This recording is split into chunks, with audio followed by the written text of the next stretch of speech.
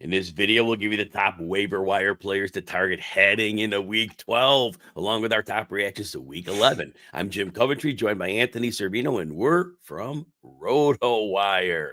All right, everybody, waivers, quarterbacks. Let's start out with Anthony Richardson of the Indianapolis Colts. He returns from his benching with a great fantasy performance. The quarterback throws 67% completion rate. Now, he had been under 50 in prior games. So it looks like Shane Steichen made things a little easier for him. Also, Steichen ran him 10 times, only 32 yards, but he scores twice. So look, we know the downside. We saw it. He had 30 points in week 1, didn't have 20 in any game after that. But look, he was good here. So as long as you realize the downside, Richardson could be very, very useful down the stretch. Anthony? Yeah, I was all in on Richardson this year, and we saw a little bit of a glimpse in week 1. It hasn't worked out since, but coming off of this benching, this is more of the Anthony Richardson we thought we were buying into, only better, because compared to that week 1 30-point outing, this time he completed 66.7% of his passes, 272 yards. And the big thing, he did not throw an interception. He did lose a fumble, which is going to be expected with the way he runs. But, you know, he was a better passer. And I think a lot of that is maybe what you said, Steichen and his game plan. But I like what he showed us. And it was against the Jets, although the defense looks good on paper. That's a reeling team, but still, they have some good players that Anthony Richardson managed to overcome. Look, Anthony Richardson had some favorable matchups when he was terrible, so we'll take it. We'll take it. If he's on the waiver wire, grab him. Don't feel like you're compelled to start him, but if he has another good game, yeah, you may well have a league winner down the stretch if he gets rolling. Jameis Winston's next.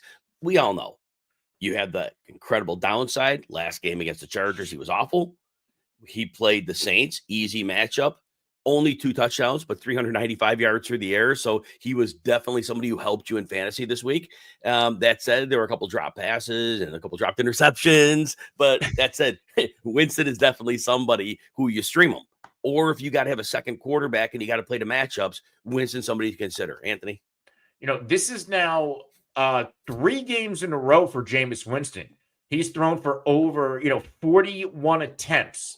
They're slinging it. Nick Chubb, that was the matchup yesterday where, hey, if Nick Chubb doesn't get going here, I don't know if he's going to be the same guy, at least this year. This is a Jameis Winston show, and anytime you have a quarterback throwing it that much, the receivers and the tight end's pretty good. I think he's a usable fantasy asset. Now, the next few games are rough. Pittsburgh, Denver, Pittsburgh. But once we get to weeks 15 and 16 in the fantasy playoffs, some nice matchups against Kansas City, who's kind of vulnerable against the pass right now, and a smash matchup in week 16 against Cincy. So, yeah, fire up Jameis Winston.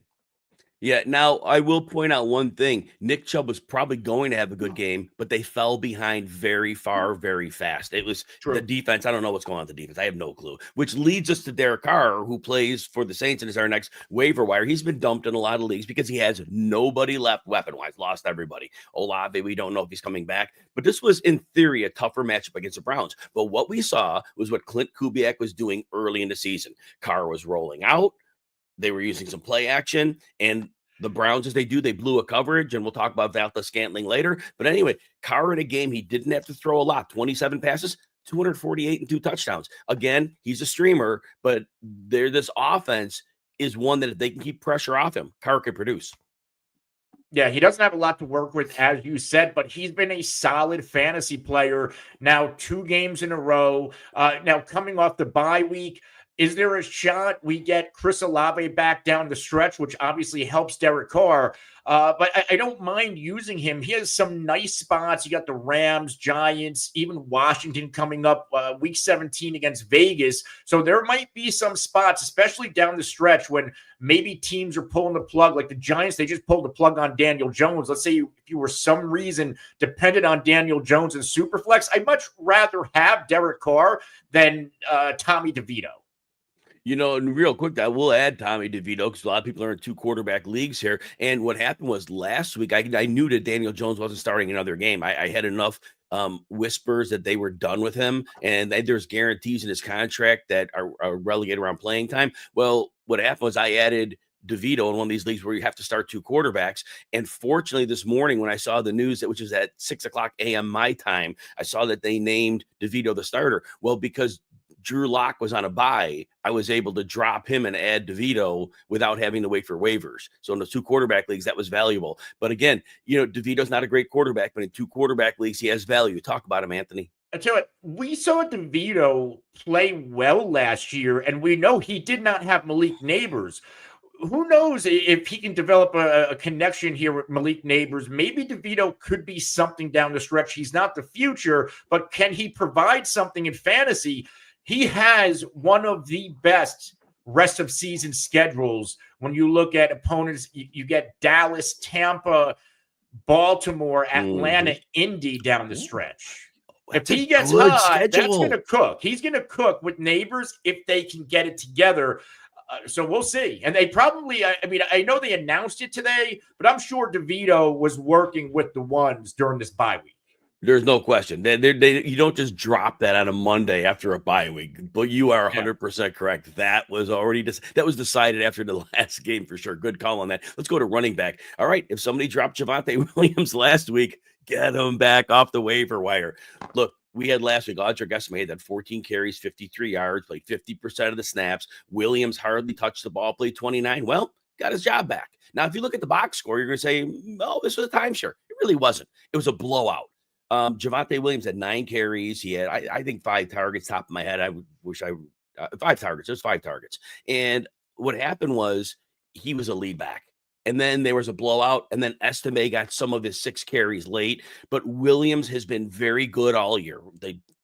It's been a bad offense for running, but he's made the most of it. He's the only explosive running back they have, and he played that way. So hopefully Peyton doesn't pull the rug back out on him again. But that said, I think Javonte Williams, if he was dropped, I think you got to add him, Anthony.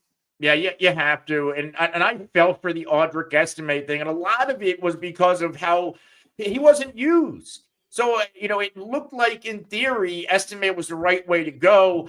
I didn't recommend dropping Javonte Williams, but we know that there are leagues out there where he was dropped. And he probably is the best running back in that backfield. And Denver is playing for a wild card spot, and it would make all the sense in the world to continue rolling with Javonte Williams. The only way I think we see Estime again is if they're mathematically out of it, and I don't see that happening with the way they're playing right now.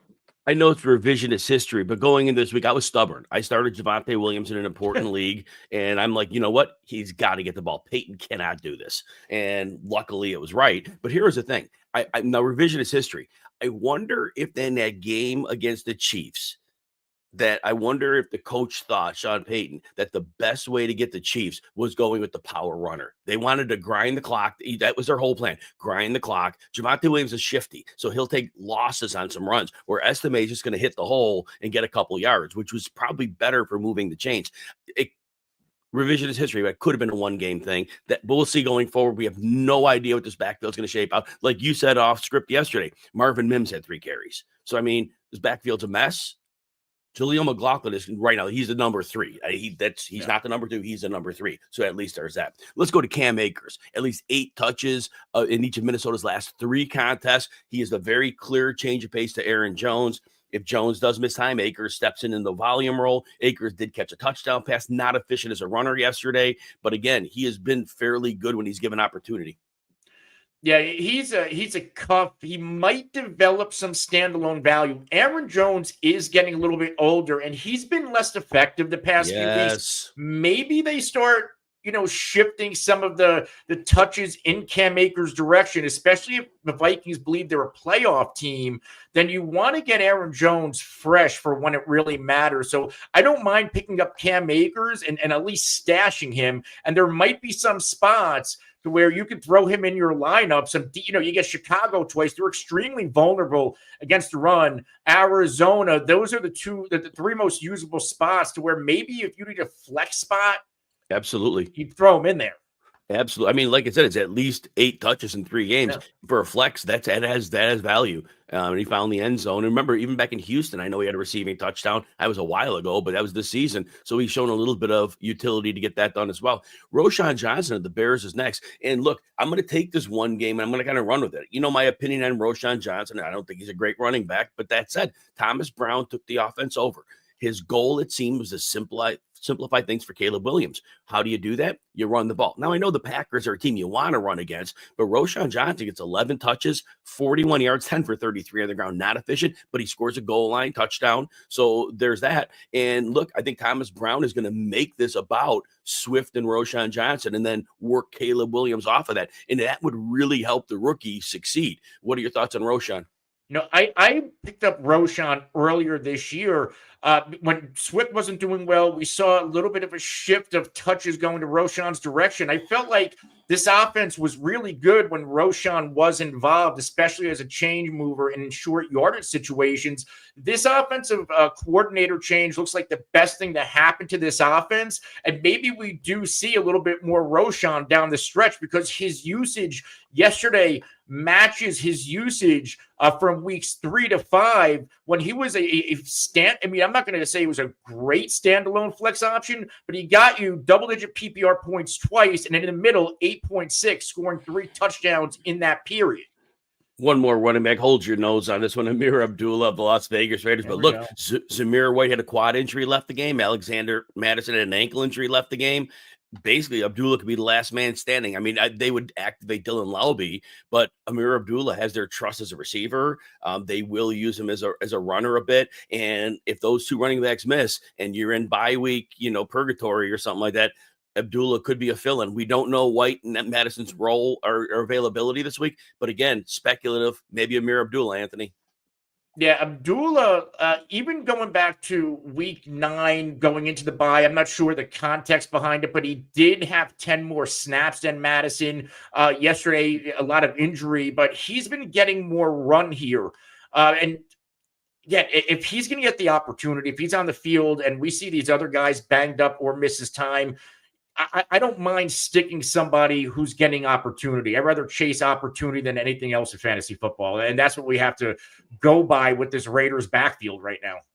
If you enjoy videos like this, please consider hitting the like button and subscribe to the RotoWire Fantasy Football channel on YouTube. Also, you can check out our fantasy football content, our rankings. You can check out every sport. We've got them all covered for you. You get a free 2-day trial. You don't need a credit card. The paywall just closes after 2 days and you're done. Go to rotowire.com/Jim. Check us out if you like us. We'd love to have you on our team. If not, just take a look, see what it's all about. And if you're not here, it's cool with us as well.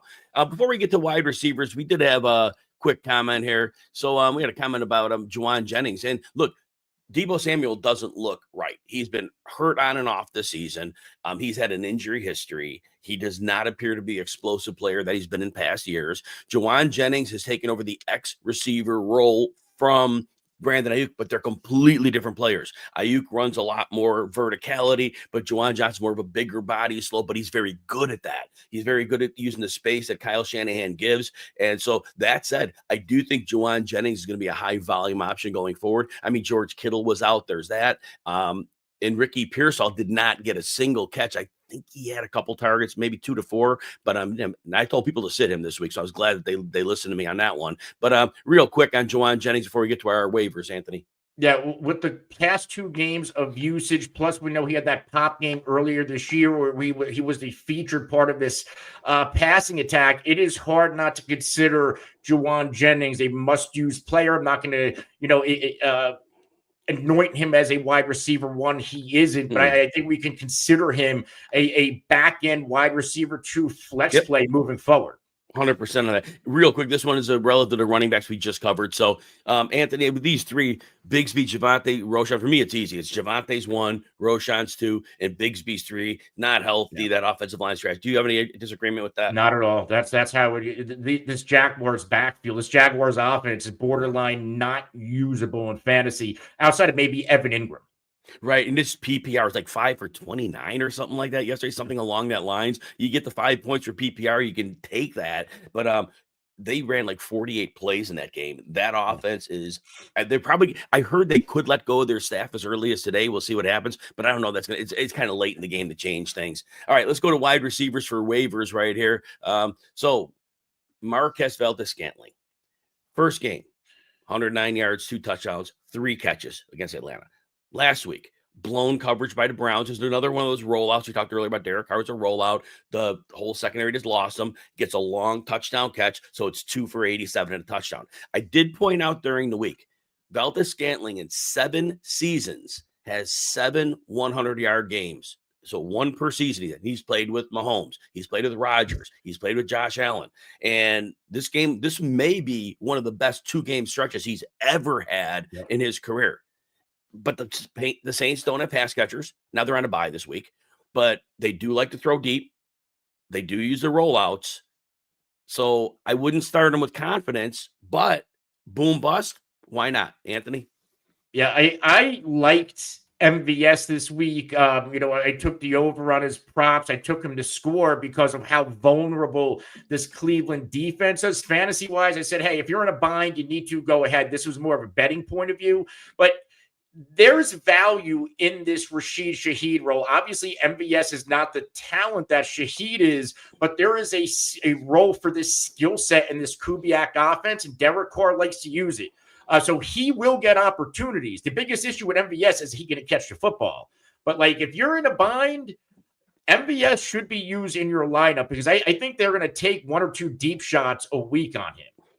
Yeah, so boom bust, and don't be surprised if there's a 0, but there's potential for upside. Devon Vele of the Broncos next. He comes up quite a bit on the show, but in the last 2 weeks, he's caught 4 passes in each game.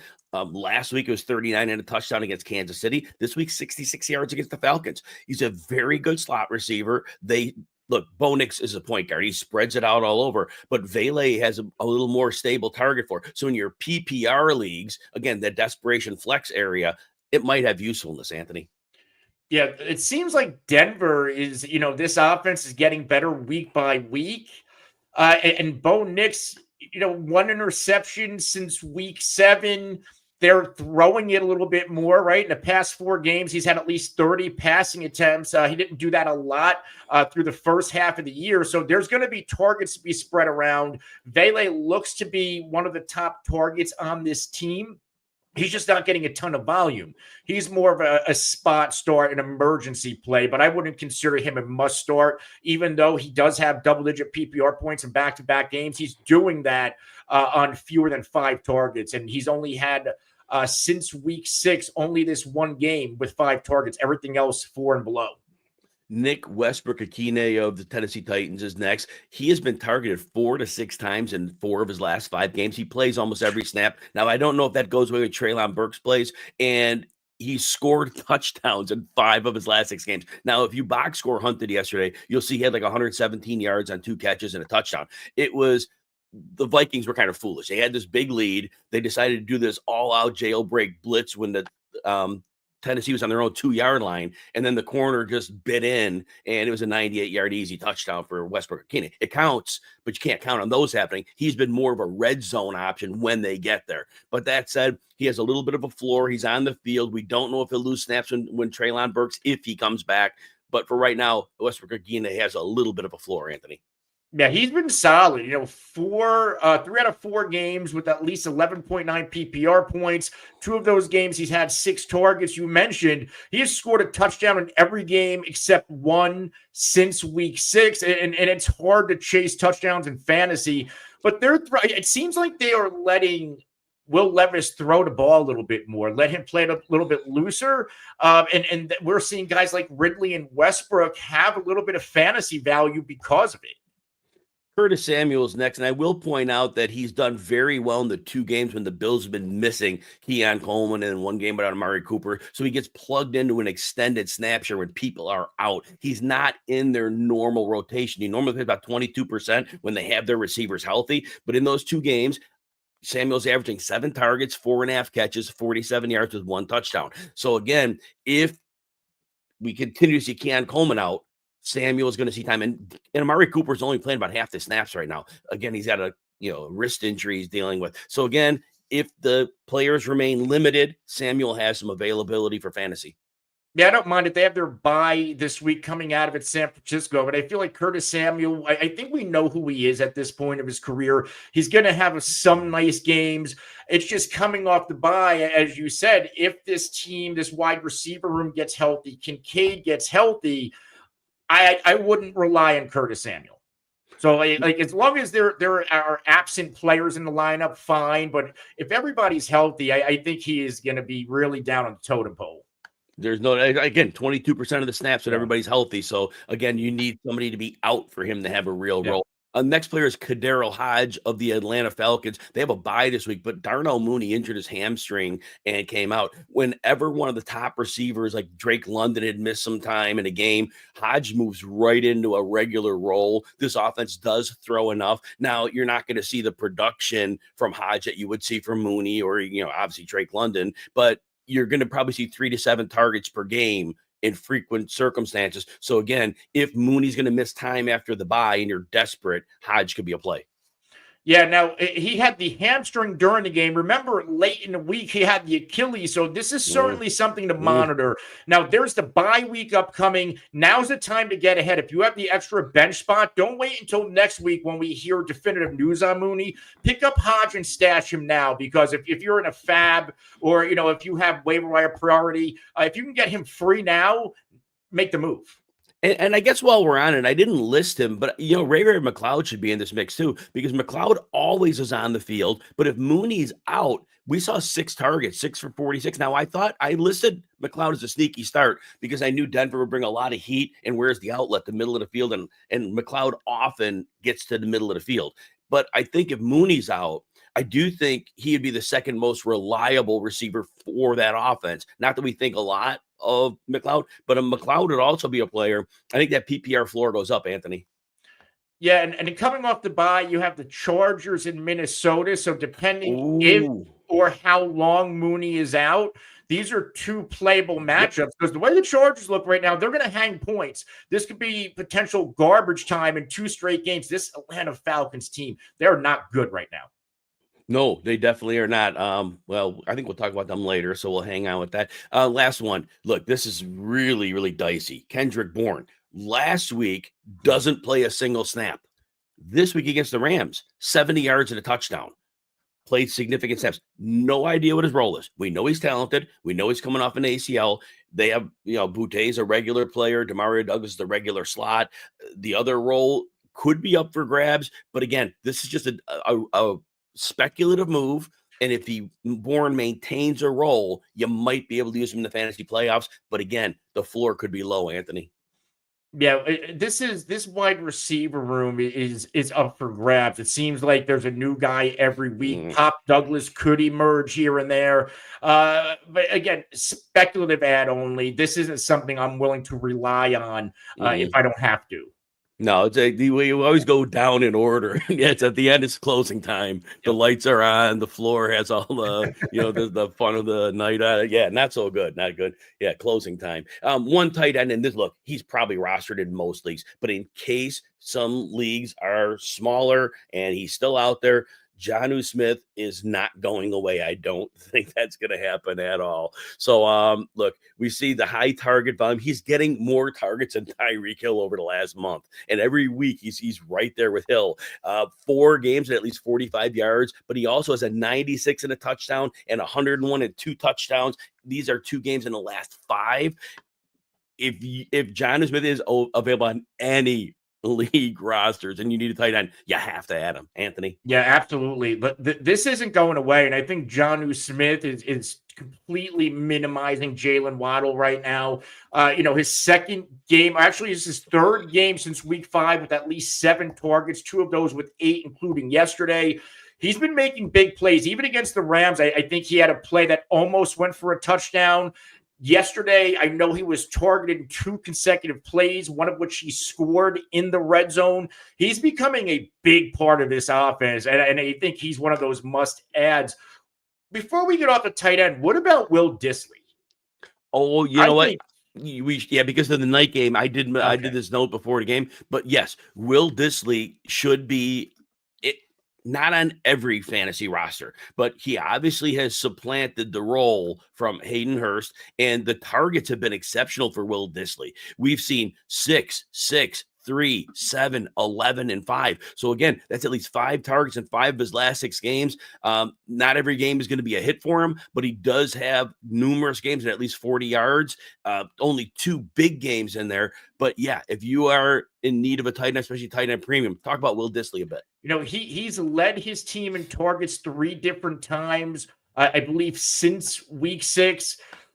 what is intriguing about Disley is, they're throwing more, and we saw that yesterday. But his rest of season schedule for tight ends: Baltimore 23rd, Atlanta 22nd, KC 29th, Tampa 28th, and then in week 16 to 17, Denver's middle of the pack and New England's middle of the pack. I mean, this is a smash schedule, and the usage is there. Yeah, we saw like that big touchdown play just down the seam, and that was a Justin Herbert throw. There were 3 defenders in the area. He is playing Justin Herbert at an elite level. If they're going to use Disley down the seam, defenses, there's no particular player that they have to deal with. So sorry about that. There's no particular player they have to deal with defenses. So Disley's not going to have to worry about any type of real coverage, and he's not that he would command it anyway. So it's a great spot for him. All right, one last thing before we get in. Gabe Davis, apparently, per Ian Rappaport, has a torn meniscus, is believed to be a torn meniscus. So it sounds like a significant. Now the Jags are on a bye this week. We'll know more later. But if you were counting on him, it sounds possible. More news will certainly roll in as the day goes on. But yeah, you could maybe be without him for an extended period of the rest of the season. Anthony, let's get into some reactions. Reaction number 1. Are the Steelers an elite team? They're 8-2. They beat the Ravens 18-16. Before we get into the granular on this game, Anthony, here's my one question. They don't score a single touchdown. They won. They kicked 6 field goals. They got in the red zone. It was 2 bomb field goals, a 57 and a 51. But when they got in the red zone, they really had little chance to score touchdowns. And the Ravens are not a good defense. On the run, their run defense are good. They're not a good pass defense. And that's going to be my concern with the Steelers when they get in the playoffs, when they face Baltimore again, or the Bills, or the Chiefs. If they can't score touchdowns, it's going to be bad. What are your thoughts? Yeah, I'm buying into the Steelers because the games leading up to this, they were playing offense very well. These are divisional games, and it did not surprise me that Baltimore's defense found a way to step up, or the Russell Wilson and his offense stepped down to the defense.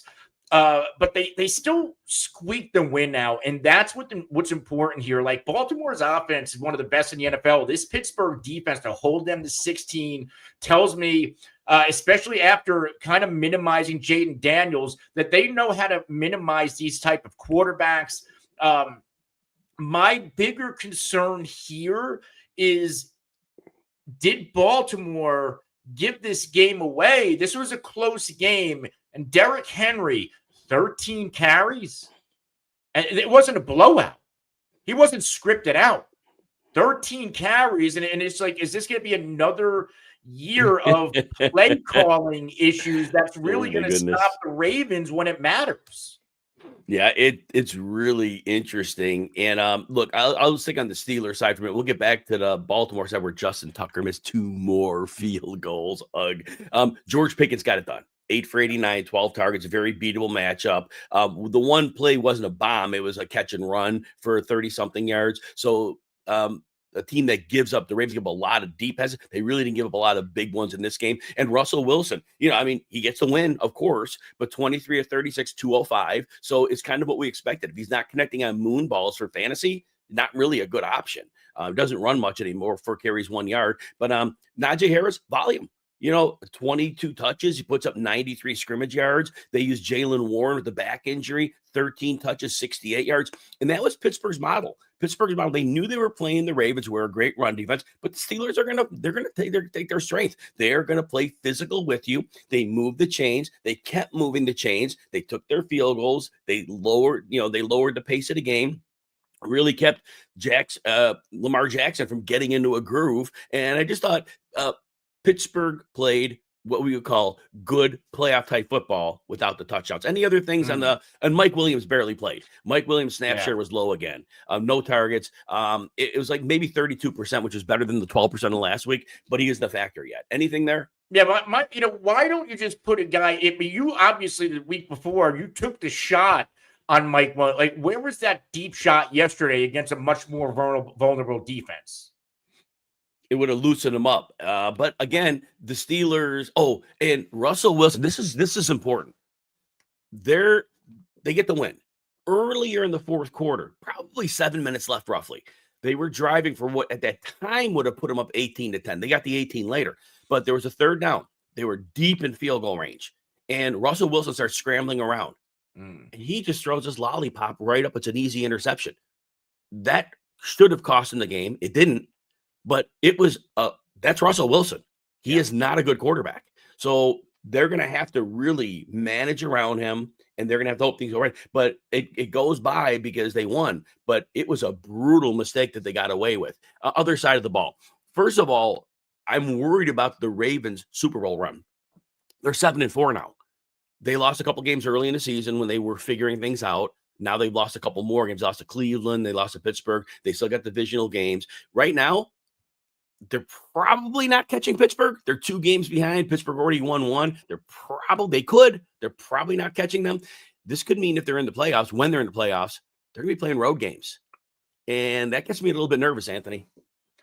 Yeah, Baltimore, we know they're normally an exceptional home team. It worries me. This team on the road is very much beatable. We've already seen that, and look at some of the teams that they would have to go and play depending on who they're visiting. Buffalo or Kansas City, depending on who takes the number 1 seed. Pittsburgh, Houston at home is going to be a tough out with Nico Collins. And Houston already, they gave Baltimore fits last year in the postseason. Oh, man. So Pittsburgh does what Pittsburgh does defensively. We saw, and you mentioned earlier, you referenced Jaden Daniels. What did they do to Jaden Daniels? Well, when they brought the pass rush, they hemmed him in. They were very disciplined about rushing to the outside and having enough gap integrity inside just to keep him from running outside. Lamar Jackson got one late run that went for some decent yardage, 4 for 46. So Jackson wasn't a factor as a runner, but by keeping him in the pocket and they really, again, stayed disciplined in their back and they didn't break down their coverages. And so Zay Flowers was so Isaiah likely had a long catch. Other than him, the leading receiver is Zay Flowers, 2 for 39. He scores a late touchdown. They got nothing going through the air. Lamar completed 16 to 33, less than half of his passes, 207. Nothing going on. Henry had one long run. He scored a goal line touchdown. But this offense, you mentioned it earlier, and this is the most important takeaway. These divisional games are always different. And everybody out there, don't forget that. They mean something. The wins and losses mean something. But these teams play so different when they're against these familiar opponents. Even though, and Anthony, coming in, I thought the Ravens, this new offense, this is one the Steelers haven't seen. I thought maybe they'd be able to compromise them. Divisional game didn't happen. Talk about it. It's a new offense, but it's still Lamar Jackson. And you still know, like, historically, I believe TJ Watt has sacked Lamar Jackson more than anybody. And Lamar's tendencies already. So, yes, they have the new wrinkle of Derrick Henry, but you didn't even get that new wrinkle. He only had 13 carries. You were still getting Justice Hill on the field. Oh, my gosh. I just don't understand why you brought Derrick Henry in to win these games.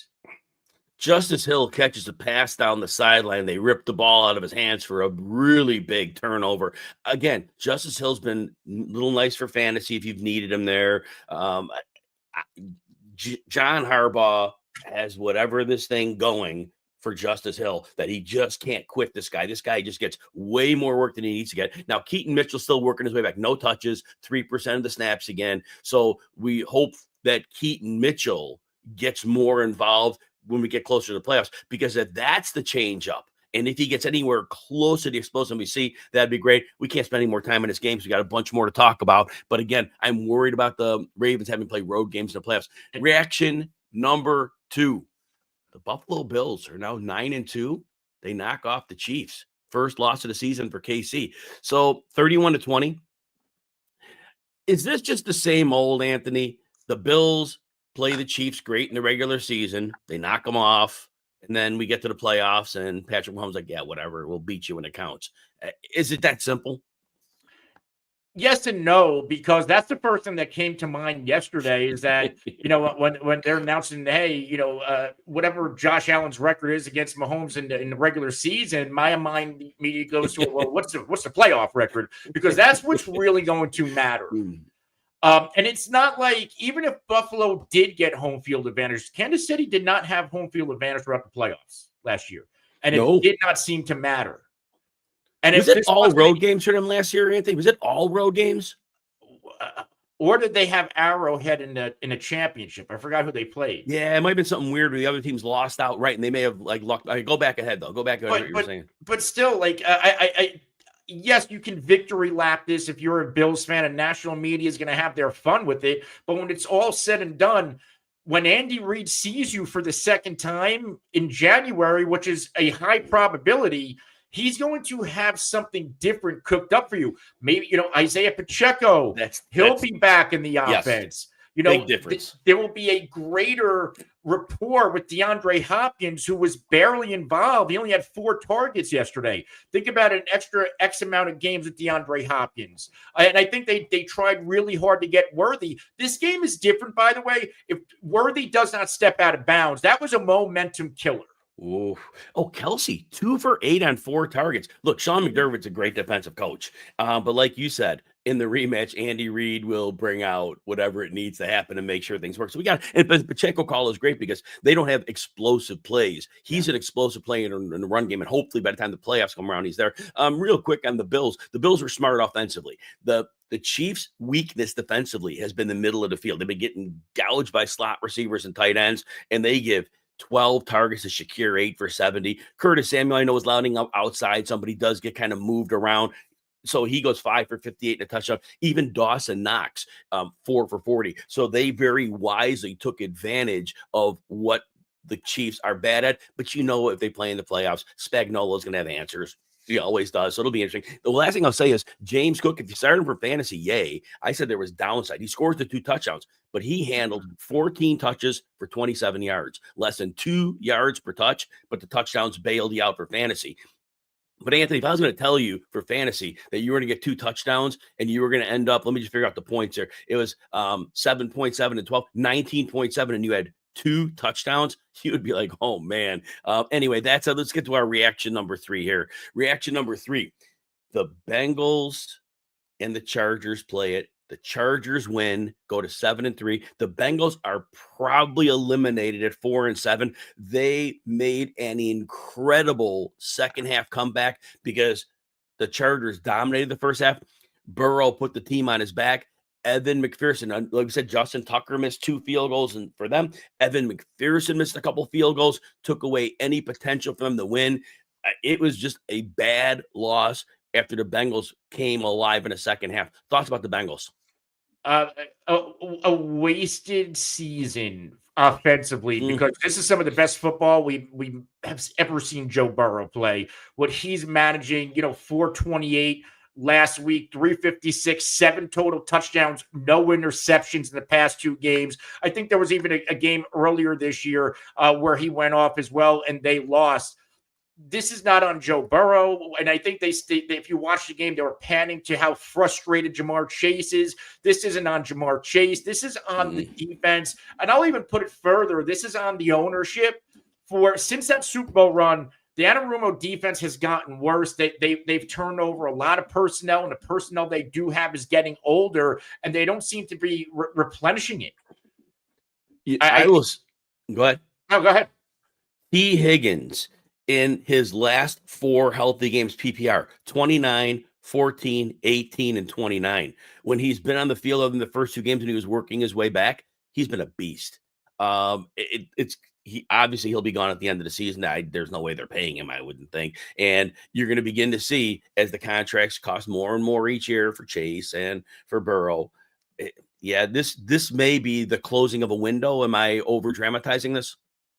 I don't want to say closing of a window because you're going to lose Higgins. I would say it's a closing of the window because of the defense. Because they're scoring points right now. They're dropping 30, and they're losing. Yeah. Well, and that's the byproduct I'm talking about. It's that the contracts go up and up for Burrow and Chase now every year. So you can't keep Higgins, and now you got to count on Yoshi, Voss, and Burton. And then these are more defensive players that you can't afford to keep. And it just, if you don't hit a perfect draft or 2, you're in trouble. But let's focus on the Chargers. The Chargers go to 7-3. Look, I've been trying to write them off all year. I'm not doing it anymore. I know they give a lot of points in the second half. And I can't explain that. But they're so well coached. And Justin Herbert, the more they allow him to throw, the better he is. Now, J.K. Dobbins had a late long touchdown run, and it counts, and it's great, but he was pretty much stymied. Fortunately, that late touchdown bailed out his fantasy investors, so that was huge. But Ladd McConkey got a couple late catches to give him a big game. Quentin Johnson found the end zone again. Disley had the game, 4 for 80 and a touchdown. But Justin Herbert is playing at an elite superstar level, just not the numbers, because the pass attempts and the situations aren't quite like what a Joe Burrow has. Thoughts on Herbert right now? Yeah, Herbert's playing, this might be the best version of Justin Herbert we've seen in his career. I get he's had some big fantasy years, but when it comes to playing the NFL quarterback position, how many times did he pull it down and run because he saw the one side of the field open up with no defenders? 5 for 65. I mean, that's big what he was being. And then 17 for 36. Not great when it comes to completion percentage, but the balls he was completing were high percentage, nearly going for 300 yards and 2 touchdowns. If this version of Justin Herbert continues and he can stay healthy, because he was not healthy for a long time with the, I think, lower body ankle injuries, right? And now he adds that running ability to his game, and this defense is legitimate, even though they give some. I expect to give some points up to Cincinnati and that offense, but this team is a dark horse in the playoffs. Like, how can you count it out, especially with Harbaugh? He's a battle-tested head coach. There's no doubt. Am I crazy for saying that? I do think when they play teams like the Chiefs, the Ravens, and the Bills, could they steal one upset? Yes. Could they steal 2? Unlikely. But I get what you're saying. Yeah. I get we're going to segue into Denver, but it's like we see Denver, right? I would say Denver's the more Fugazi team than the Chargers. The more what team? Fugazi, like fake. Oh, fake. You ever seen Donnie Brasco, Fugazi, talking about the ring? Nice. So let's go to reaction number 4, which is the Broncos at 6-5. Are they for real? They blow the doors off the Falcons. Now, I said before this game, be very careful with your Falcons players, because Kirk Cousins was under pressure, not the same guy. And this is one thing. This is a great, great pressure team. And Anthony, this might be the one reason the Broncos could be real in January, is because that pressure is no joke. They bring it against every team they play. Patrick Mahomes, they brought it against. They bring it against everybody. And pressure is real. And their secondary is obviously one of the tops in the league. So they have a real playoff defense, like the type that could do some things. Offensively, yeah, they're limited. But against Atlanta couldn't stop the pass. They usually are decent against the run, but it was Bo Nix playing point guard. Everybody got the ball. Mims, Vele, Humphrey, Franklin, they all got. Nate Atkins got a touchdown. Sutton did as usual for 778. Everybody did something, but they took advantage of a bad. I mean, really, this is a styles make fights, and it was just, this was a stylistic mismatch. Do the Broncos have any legs to advance in the playoffs if they make it? I would say no, just because as good as this defense is, I think when it's in these big spots against with Bo Nix, like, does he have enough around him? Where, like, with the Chargers, there's enough there, and not only is there, I think, enough of skill position around him, Justin Herbert is a next level quarterback. Bo Nix isn't anywhere close to Justin Herbert. And I think that's going to be the difference when it's all said and done. I think the Broncos are trending in the right direction, but I think this is a one and done playoff team if they make it. Yeah, just remember, I tell this to everybody, the hyper-specific game planning in the NFL playoffs. Sean Payton, you can't smoke and mirror your way out of a good playoff defense if you're playing against them. And I really think they're going to really have a hard time moving the ball. It's nice what we're seeing now, but yeah, if any team has a well-coached game plan defense, they're going to struggle to score points in the NFL playoffs. Reaction number 5. Have the Commanders peaked? They've lost their last 2, and both losses are explainable. They played a very great Pittsburgh team that had that pass rush. And then they played Philly and they lost 26-18. And maybe Jaden Daniels is still fighting with the rib injury. But here's my bigger thought, Anthony. I remember Cliff Kingsbury when he coached Arizona. And every year they started out great and they went in the toilet after that. Why? The offense was always super predictable. Remember in those Arizona days, DeAndre Hopkins just lined up on that left side, hardly ever moved. Well, now we're seeing Terry McLaurin, 75%, 80% on that left side, never moves. Defenses now get a feel on film of what they want to do. All those flat passes, the run game, all these concepts. It's like this offense, it lacks a consistent middle of the field, a second level element. And when you take away some of those primary ideas and you hem, we've seen the last two teams because they can't. I didn't think Philly could. They did. They hemmed Daniels in the pocket and they're struggling. Again, 2 respectable losses, but have they peaked?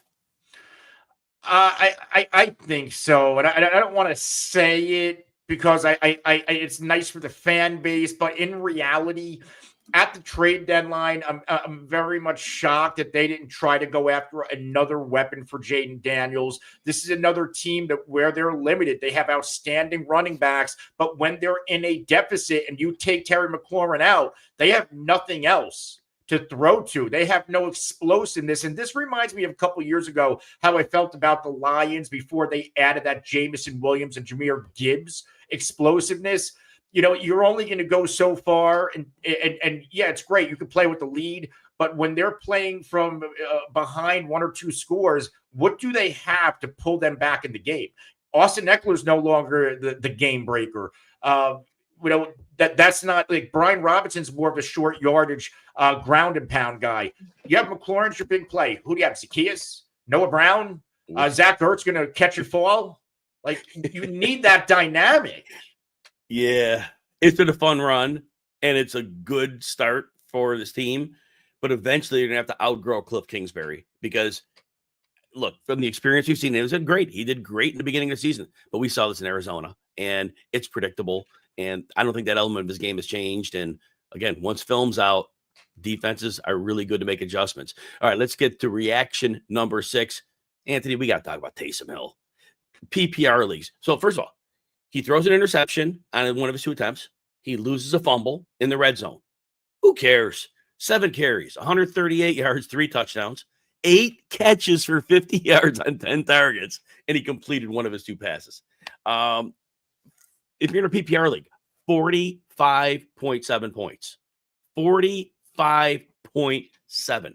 Now, here's his last 5 PPR games. 45, 7, 16, 6, and 14. If he's a tight end in your league, you'll take those numbers all the 6 and the 7. You'll take those. There's nothing wrong with a 6 and a 7. They're down running backs, so he gets carries. They're down receivers, so he gets targets. And they have Derek Carr, so they give him a couple passes. He's not going to score 45 probably again, but we just realized how many players could score 45 points in a fantasy game.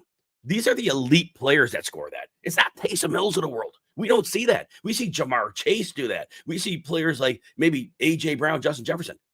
Taysom Hill, Anthony. Yeah, this guy I can never get right. And this week was another week I didn't get right. And you said something off air that, you grab Taysom Hill and you put him in your lineup no matter what, and you'll accept what happens. And I think I'm going to take that approach with Taysom Hill. Because yes, he is back and forth, 14-6, 16-7, 45. Like he's so unpredictable, but when it happens, it usually happens enough to where it's going to help you win your week. So that's it. I mean, there's no rhyme or reason. It's hard to predict when they're going to use him the way where it's going to bring fantasy value. But even on a bad day, that's 7 points. You know what? I think CeeDee Lamb had 7 points last week. Right? Hey, you got Kittle, you got Bowers, you got Kelsey. Right. Maybe I'm missing a name or 2. They're in your lineup. You love it. You don't even question it. But after that, Evan Ingram, Cole Kmet, Sam Laporta, right? Give me Taysom Hill. As crazy as it is. And like I said, I think this really is more to do with their injuries at running back, their injuries at receiver, and they actually need him more than ever. His snaps, 32, 23, 34 in the last 3 games. So he has a couple 30-plus snaps. That's usually more than he sees.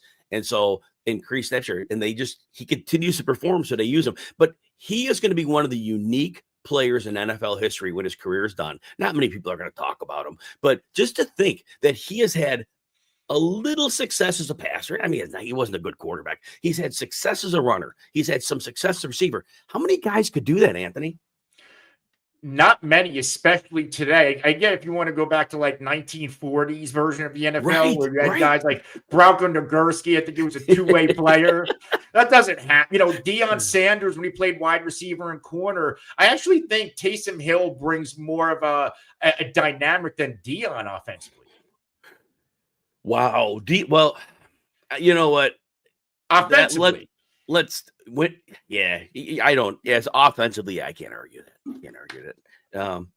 I just wanted to get a long discussion, but we're going to call it at the 50-minute mark. But it would have been fun, and I was going to argue. It would have been a fun discussion. Maybe we'll table that and bring that up another time. Everybody, we appreciate you. Thank you for hanging out with us today. Be back on Wednesday at 11 Eastern. We'll have the weekly ranking show on RotoWire Fantasy Football YouTube. Anthony, talk about all the different videos we have going up throughout the week. Yeah, on this fantasy football RotoWire channel, Jim and I, we do a sneaky sleepers or sneaky start sleeper show. I do a must starts video. Jim is always churning out live and pre-recorded content. We do shorts that you could see here and on TikTok. I know Jim just did a video that 99,000 watches on TikTok. So we're popping everywhere. Make sure you check us out both on this channel and the RotoWire TikTok. Again, we'll see everybody throughout the week. For Anthony Cervino, I'm Jim Coventry. Everybody have a great rest of your day, and good luck if you still have a fantasy game in the balance.